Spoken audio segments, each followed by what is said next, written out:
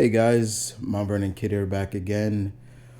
Welcome back to another movie review. This is going to be another one of my audio movie reviews. I've watched a few movies as of late and just wanted to keep it audio without no camera. Just you hear my voice, that's it. Old school. I will go back, probably starting once again with Black Adam.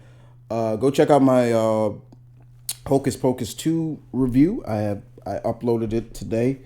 And here, guys, I'm just gonna get this right out the way because yeah, it needs to be just get out the way. I'm not waiting till last to do this one. Halloween ends. I have contemplated and contemplated and contemplated and contemplated about watching it. After my Malcolm hated it, he thought it was trash. A couple of good friends who saw it didn't like it either, and I was contemplating on it. I'm like, just go on Peacock and watch it. You got Peacock, just watch it, just watch it, just watch it. So today I watched it. Today was the day I watched it. And I tried to put out of my head the greatness that we got with Halloween 2018, and then comes Halloween Kills, which I wasn't a big fan of. I understand that, yeah, it was just going to be Michael going on a killing spree. Okay. But you guys know me. Michael Myers is one of my favorite horror icon slashers. He's practically, in hindsight, the only slasher in media movies that actually kind of puts fear in me. I'm like, okay, this guy is kind of scary to me. Because there's no real reason or quantity of reasoning of why he does what he does. You know what I mean? Like, that's the way I look at it. So going into this movie, guys, look, it takes place 4 years after the events of Halloween Kills, and Laurie Strode is kind of writing her memoirs. She's basically writing, what is going on in her life, and to a degree, you're happy for her because, well, you're happy for her because she is finding some kind of balance with her. Her and Allison lived together. She bought a house and everything like that. And at that part, I'm okay with. I'm like, okay, she can't keep having this demon haunt her, in a sense. And that was something I got. I understood. I'm just like saying to myself, okay, but here comes some of the stupidity, in my opinion, which I did not like. The beginning of the story of this kid Corey. It just did not make sense to me. You know, it's Halloween. Oh, what it was like Halloween 2019, and Corey Cunningham. He was 21. I think he was like 21 or so, and he's babysitting a young boy named Jeremy, who pulls a prank on Corey, locking him up in an attic. And Corey literally kills this boy, accidentally or not, whatever. Um, and he falls to his death. Now, yes, I understand that the whole concept is, yeah, he's accused of intentionally killing young Jeremy, but at the end of the day, his aggression got the best of him, and he killed this kid. And I just like, oh, I'm looking at this, I'm like, what? Okay, where's this going? Where's Michael? That's where I was like, where's Michael? That's what I want to see. Where's Michael? And over time, the people of the town of Haddonfield has gotten chaotic, from, Michael last killing spree, and over time, like I said, Laurie is writing her memoirs. Allison now is a nurse. And you see the relationship between them. You're thinking, okay, the Strode's women are stronger than ever. They're close and close and close. And I'm like, okay, yeah, they seem to be. And then that's when pretty much, you know, our relationship between Corey and Allison starts happening. Even there was even a point where Lori even defends, Corey from these punk ass high school kids where I'm just like, man, punch one of these kids. They bullying you. Punch the alpha, and the rest of them will go skidding away like little punks. That's all you got to do. You knock the alpha out, and then they ain't gonna bother you. But he doesn't. And then Lori even kind of gives him a little, pop their tires. I'm like, okay. But the relationship between Corey and Allison, I'm just like, okay, this is weird. Allison just hasn't had the best luck with boyfriends. So I get where they were coming from a little bit, but I'm just like, yeah, whatever. And their relationship keeps going further and further, and I'm just like, where's Michael? That's what I'm saying. That's what I keep saying. And then of course, Corey runs into these kids again, and he gets in it with it, and I'm like, yo, hit this kid. Just hit him. And then nothing. He falls off, and then he's dragged into this sewage drain and under the bridge, and that's where he confronts Michael. So for 4 years, Michael, the Shape, the harbinger of death, pure evil, Mr. Kill Count himself, has been hiding for 4 years in this sewer. And when has Corey choked up, for some reason they go into this really crazy symbiotic tone where I guess Michael sees the evil intent in Corey's eyes, and I'm like, what the fuck is this? Like, Michael, kill him. You, and he lets him go. And it just gets weirder and weirder and weirder from there. And it gets so weird that later on we see Corey having dinner with Allison, and then she confronts her ex-boyfriend, and it gets weirder from there. So once it starts getting there, it just starts getting stupider and stupider. And to me, and not only that, we start to see Lori, the people of Haddonfield, Lori is blamed for Michael's rampages, his killing spree.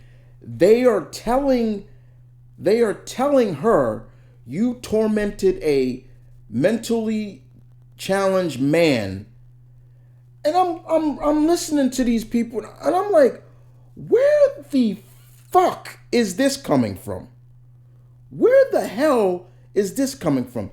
This is the same man who killed his sister as a kid, right? Lori had nothing to do with that. Where are you getting this information from? And we hear this throughout the whole movie. And then all of a sudden we got Corey literally manipulating Allison. Allison in this, oh my God, her character does a whole 180 from being strong-willed, I guess you could say in the first two movies, to being a dumb-witted twit, in my opinion, was dumb. Just how easily Corey manipulated her to just lash out on her grandmother, Lori, saying it's her fault that her parents are dead. All this bullshit. I'm just like, you got to be joking with me with this. Come on with this stupidity. That was what this movie just felt stupid. The stupidity in this movie was ridiculous. Hearing people just bash Lori over and over. I wanted to hit these people. Like, if I was in Haddonfield and I saw these people harassing Lori, I would have decked them. Especially that punk ass DJ who was like, "Get off my property, or I'll kick your ass." I'm like, I would, if I'm Lori, I would have said, "I'd have loved to see you try." I'd have loved to see Lori put one of these guys in their place. It was just ridiculous.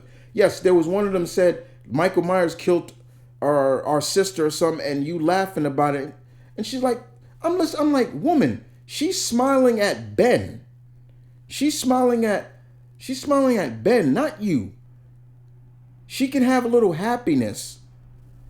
She's a victim just like anybody else. It was just total stupidity. When Corey starts going on this killing spree, when he takes down Michael Myers, the harbinger of death, the shape, he takes him down, steals his mask, and goes on a killing spree of everybody who done wrong to him. I was just like, what the fuck is this? What is this? Where's Michael? I came here to see Michael, not this so-called disciple of Michael Myers. Get out of here with this. What are you talking about? I couldn't, I was just like, so he's killing everybody. And, and then of course he wanted to kill Lori. And Lori set this fool up. I love the way Lori set this fool up and got him. And I was just like, good for your ass. Served your damn right. You're a stupid moron. I love it. I love how she played off the suicide. I'm going to shoot myself. I'm going to spoil it. I'm going to shoot myself. She shot a pumpkin and he walks in, and that's the scene that they played in the trailer, and which is basically a big swerve. It was funny as hell. And just to see, him saying, if I can't have Allison, nobody, because I'm like, bitch, shut up. I'm like, what is this? What is this? I understand you're trying to do something different, but that's not what we came here for. We came here for the final battle between Laurie Strode and Michael Myers, not this so-called disciple. And when Allison comes in, she sees what she wants, and it's just like, you stupid twit.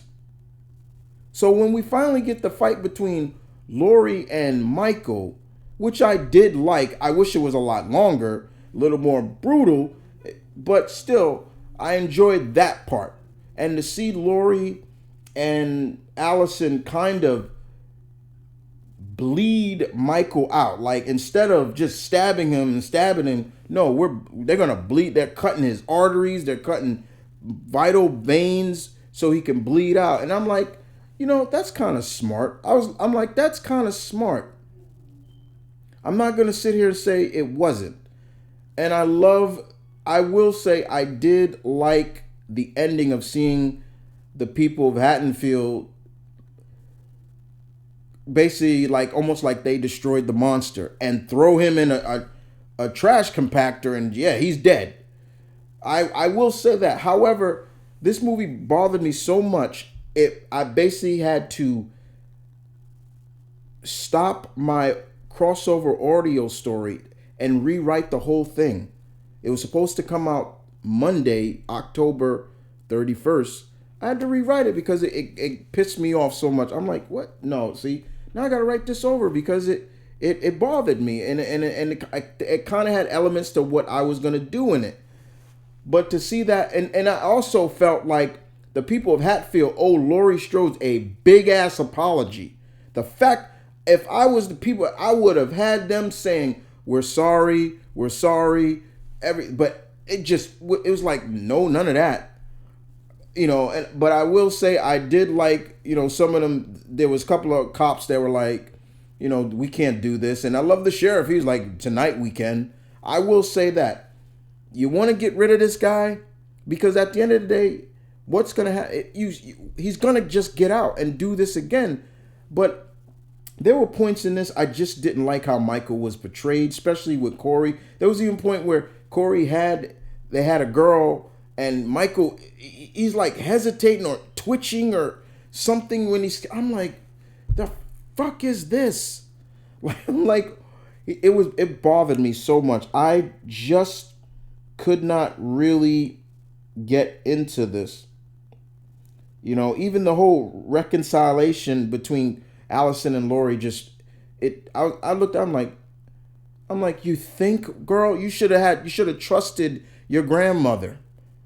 What do you? It was just you let some disturbed 21-year-old punk come between you and your grandmother who's been through some shit, and you let it was just it that was just I was just like, you got to be kidding me. You have got to be joking with me with this. And once that movie was over, I was just like, I sat there for a while, guys. I turned off Peacock, and I sat there. I was like, huh, yep, that's it. That is it, huh? That's the best you can do. There was even a point I even said to myself, maybe they should have just stayed. They should have just ended with 2018. But who knows? There may be another reboot where we do another branch in the franchise, and I wouldn't mind that. I even thought about writing some fan fiction about it myself, but which I am, but you know what I mean. But look, guys, I wasn't a big fan of this movie. I wasn't. If you liked it, more power to you. But this was not the way I would have liked to seen Jamie Lee Curtis being her, I guess, her final performance as Laurie Strode, and the way it did. I don't mind the final battle. You know, there was some stuff in there that I like. I mean, there was one scene where Michael took a knitting needle and was jamming it in Laurie's ear. I was like, oh! But outside of that, it just felt like he had, it felt like what I kind of built it up as Corey zapped him of all his inhuman strength, and it was just like that was it. But I wasn't a big fan of this. So when it comes to this trilogy of the Halloween, the first one, 2018, is still my favorite, and the other two can just kind of rot in a sense. I don't really care for them too much. So yeah. But once again, guys, if you enjoyed Halloween Ends, let me know. If you hated it, let me know. I want to hear from you.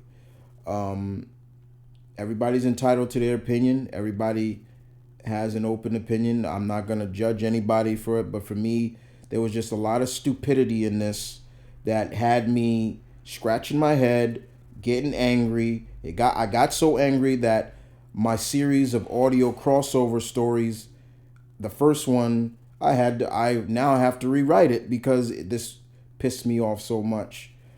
It wasn't for me, guys. It really wasn't. And a poorly ending to the Laurie Strode, Michael Myers end game. Y'all take care.